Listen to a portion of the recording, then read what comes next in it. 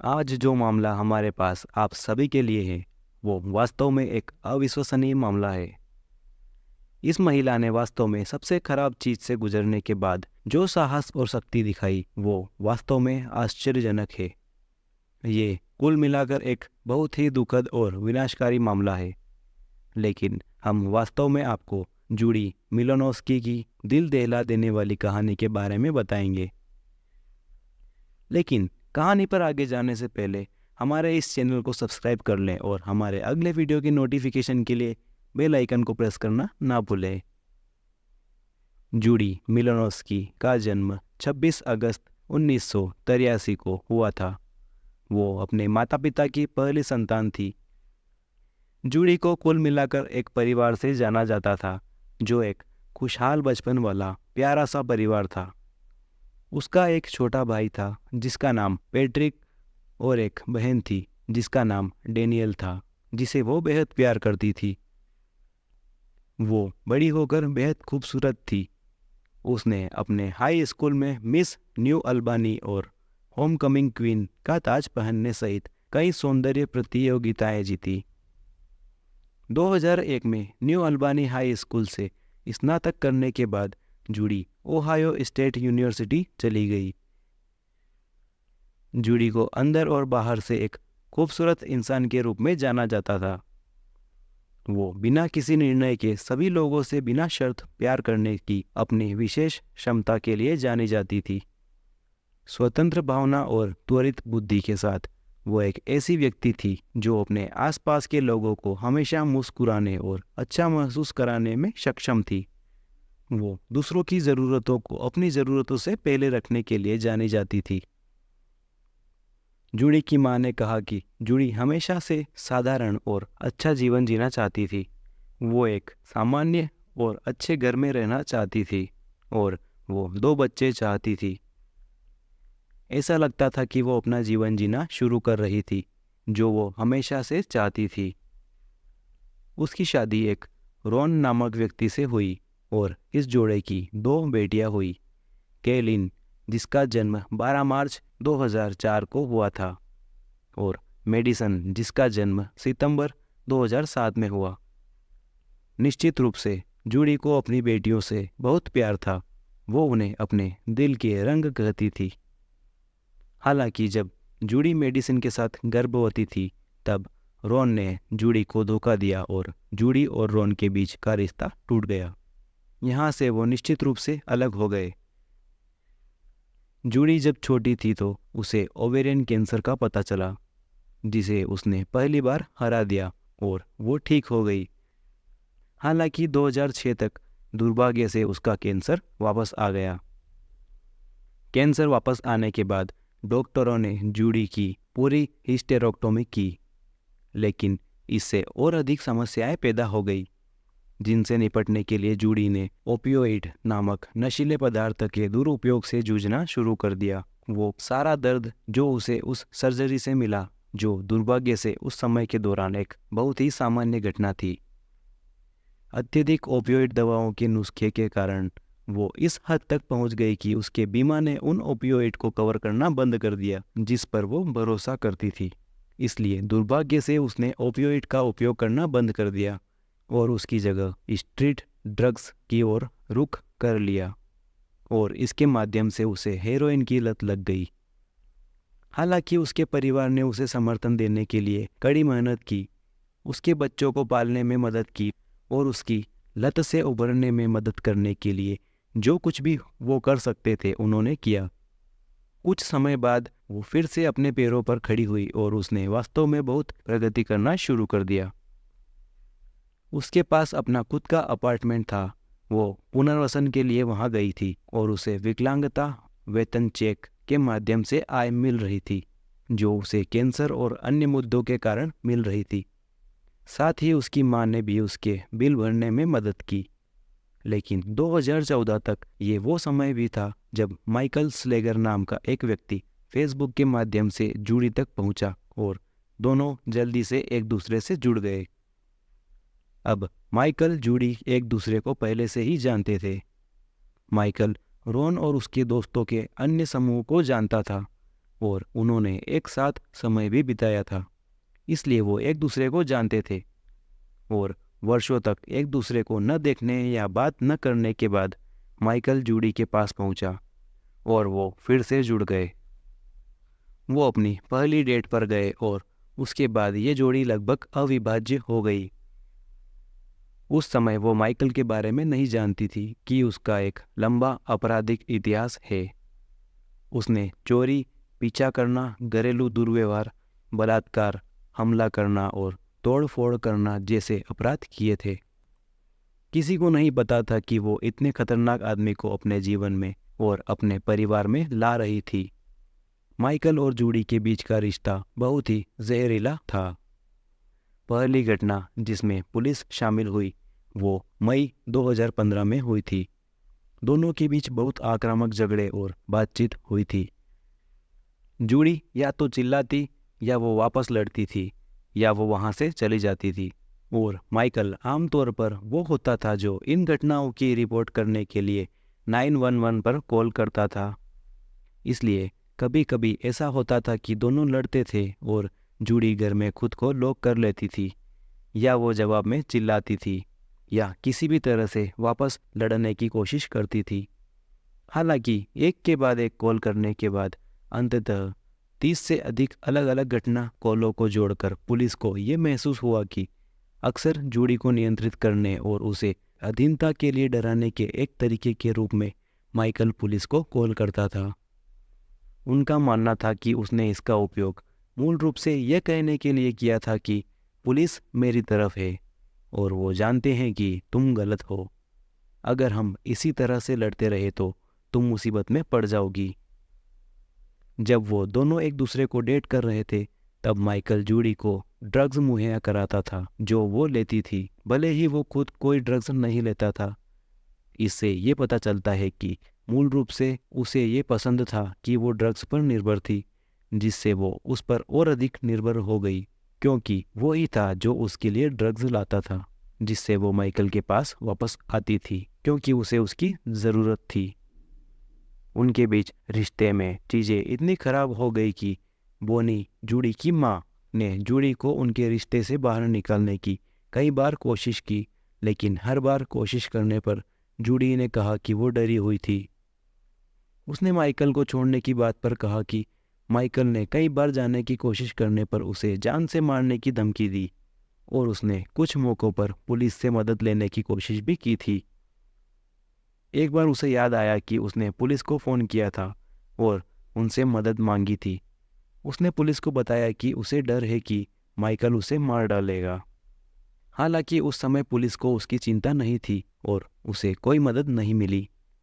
लेकिन बोनी और जूडी के बाकी परिवार को पुलिस से जो संदेश मिला वो ये था कि उन्होंने जूडी के बारे में बस ये सोचा था कि उसने खुद को ड्रग्स में शामिल कर लिया था और इससे निपटने के लिए ये उसकी अपनी समस्या थी। परिवार को लगा कि पुलिस ने इस दौरान जूडी को गंभीरता से नहीं लिया। अगस्त 2015 तक जब जूडी ने अंततः फैसला किया कि उसके लिए सबसे अच्छी बात दूर जाना है, उसने न केवल अपनी लत से उबरने के लिए बल्कि माइकल से भी दूर जाने के लिए पुनर्वास में जाने का फैसला किया। इसलिए 2 अगस्त 2015 को माइकल उसे पुनर्वास के लिए ले जाने को सहमत हो गया। लेकिन जब वो पुनर्वास सुविधा में पहुंची तो उसने फैसला किया कि वो अभी तैयार नहीं है। इस पुनर्वास सुविधा में उसे अपने साथ सिगरेट लाने की अनुमति दी थी और उस समय उसके पास कोई सिगरेट नहीं थी, इसलिए वो दुकान पर जाकर अपने साथ पुनर्वास में कुछ सिगरेट ले जाना चाहती थी। लेकिन वो पहले से ही अपने परिवार से बात करना चाहती थी और उन्हें सब कुछ बताना चाहती थी जो कुछ भी हो रहा था।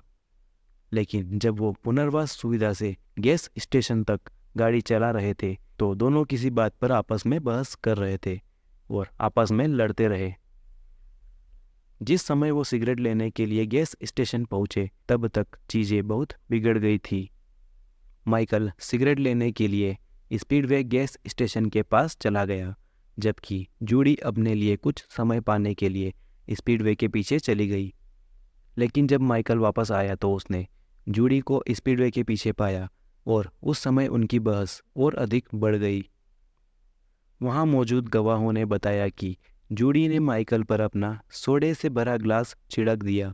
इसलिए माइकल अपनी गाड़ी में वापस जाकर गैसोलीन का एक कनस्तर ले आया और उसे जूडी पर डाल दिया।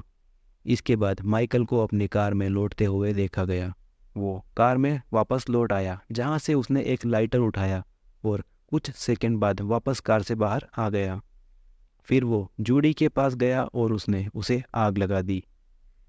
गवाहों ने यह देखने के बाद घबराकर 911 पर कॉल किया। माइकल वहां बैठा था और जूडी को जिंदा जलते हुए देख रहा था और देखते ही देखते आग दहाड़ती हुई लपटों में बदल गई।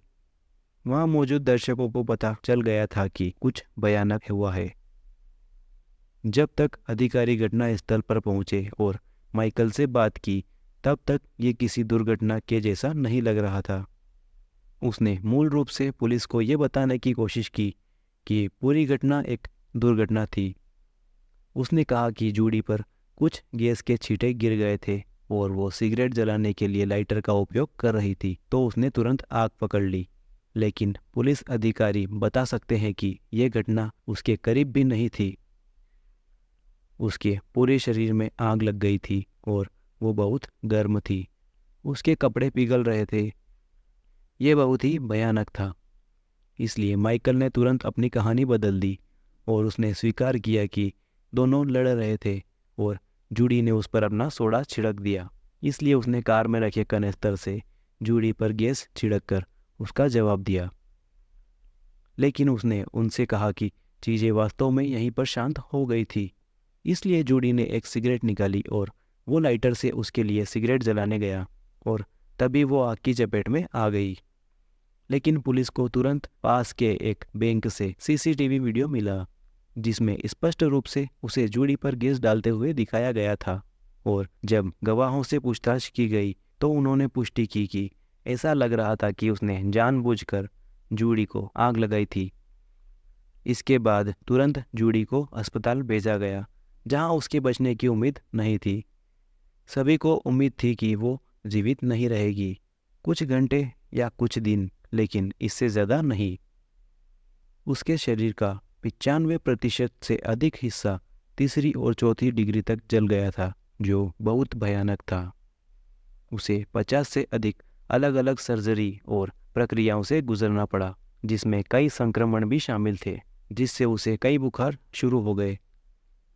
उसकी कई सर्जरी की गई, जिसमें स्किन ग्राफ्ट सर्जरी और पुनर्निर्माण सर्जरी भी शामिल थी, जिनमें से कई सर्जरी विफल रही।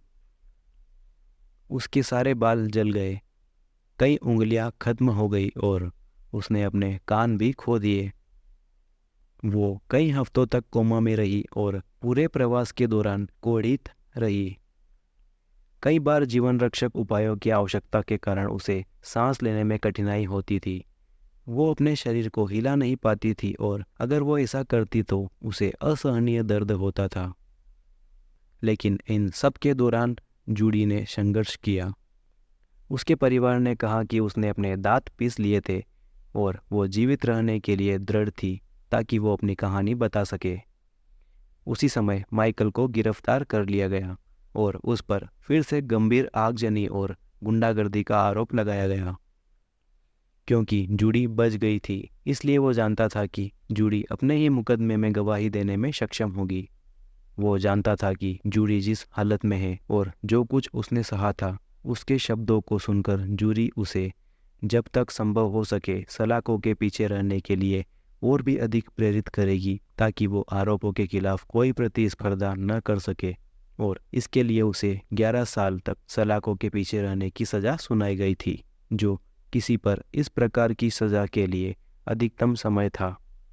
लेकिन निश्चित रूप से ये देखते हुए कि उसे केवल 11 साल की सज़ा काटनी थी, ये जूडी के परिवार के लिए दिल तोड़ने वाली बात थी। जूडी को लगातार पीड़ा झेलनी पड़ी। दर्द के कारण वो स्थायी रूप से विकृत हो गई थी।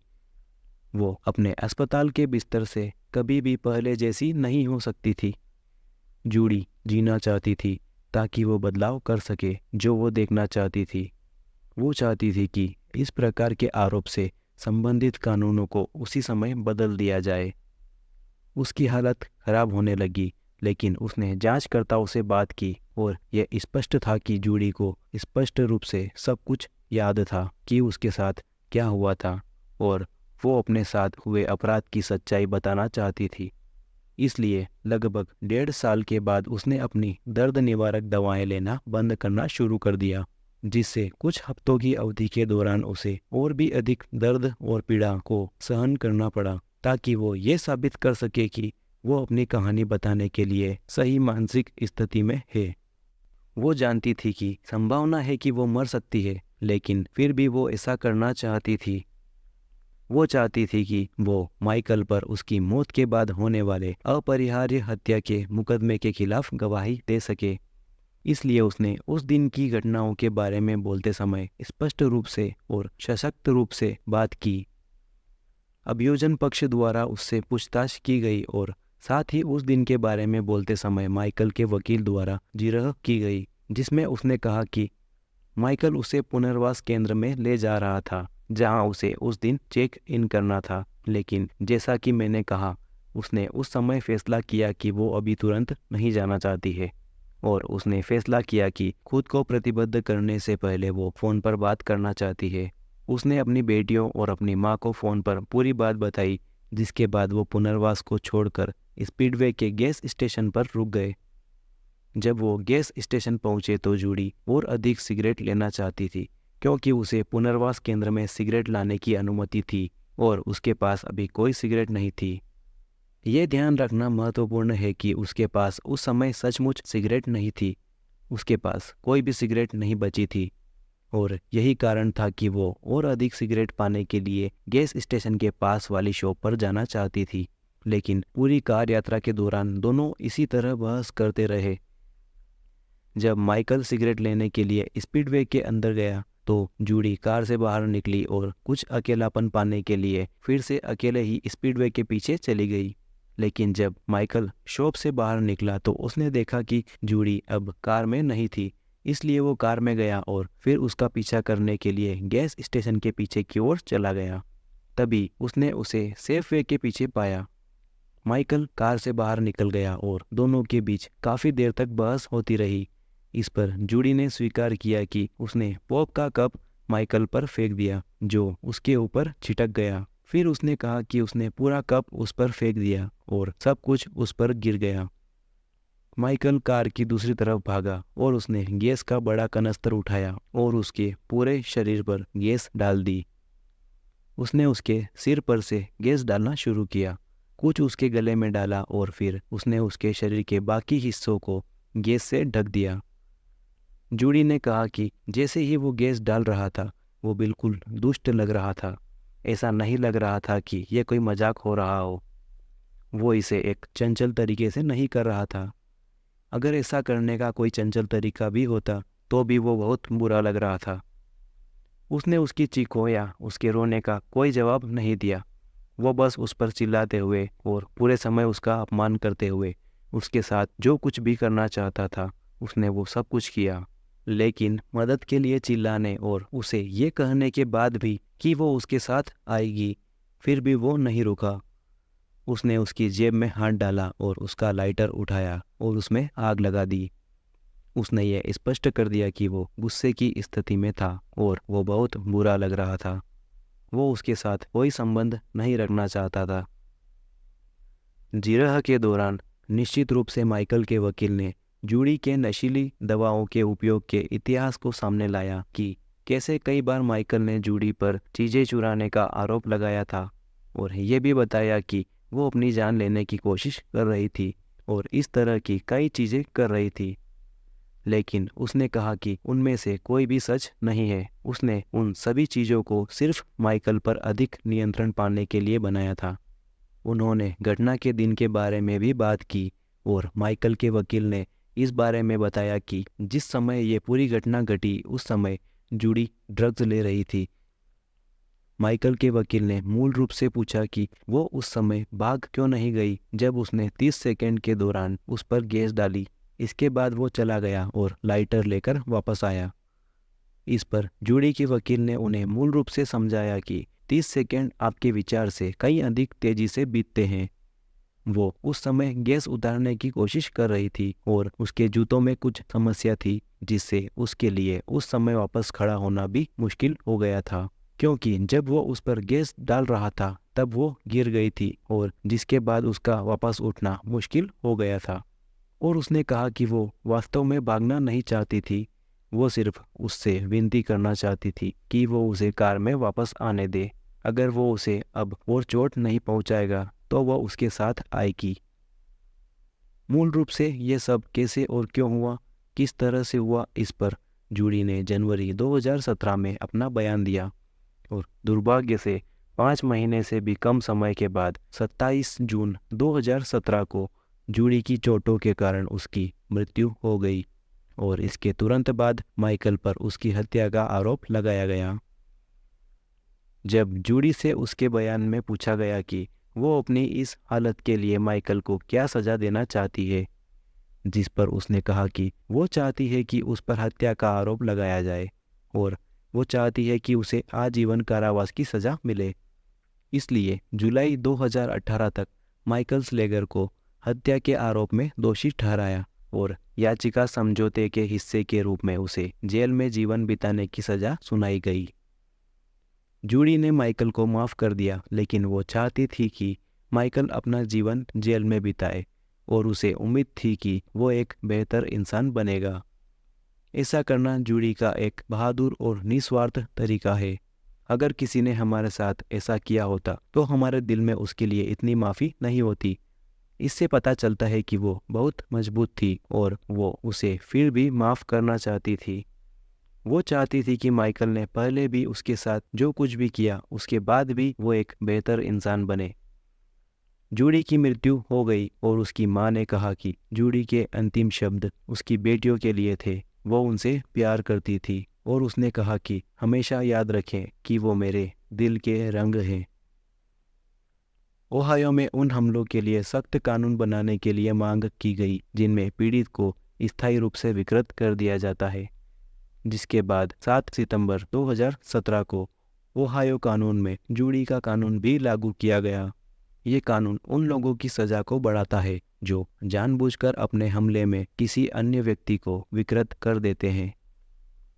आज के वीडियो के लिए हमारे पास बस इतना ही है और निश्चित रूप से जूडी कई कारणों से एक ऐसी प्रेरणा है जिसने अपने जीवन में नशे की लत के माध्यम से और कैंसर के माध्यम से बहुत कुछ झेला था। अब हम आपसे जानना चाहते हैं कि आप लोग क्या सोचते हैं। क्या आपको लगता है कि माइकल माफ़ किए जाने का हकदार है? क्या आपको लगता है कि उसे मौत की सज़ा मिलनी चाहिए थी, या क्या आपको लगता है कि आजीवन कारावास उसके लिए एक पर्याप्त सज़ा है? हमें आपके विचार कमेंट में बताइए और अगर आपको ये कहानी पसंद आई हो तो कृपया वीडियो को लाइक करें और इस चैनल को सब्सक्राइब करें। हम हर हफ्ते एक नए सच्चे अपराध और मिस्ट्री वीडियो डालते हैं। तब तक सुरक्षित रहें, स्वस्थ रहें। हम आपसे अगले वीडियो में मिलेंगे। धन्यवाद।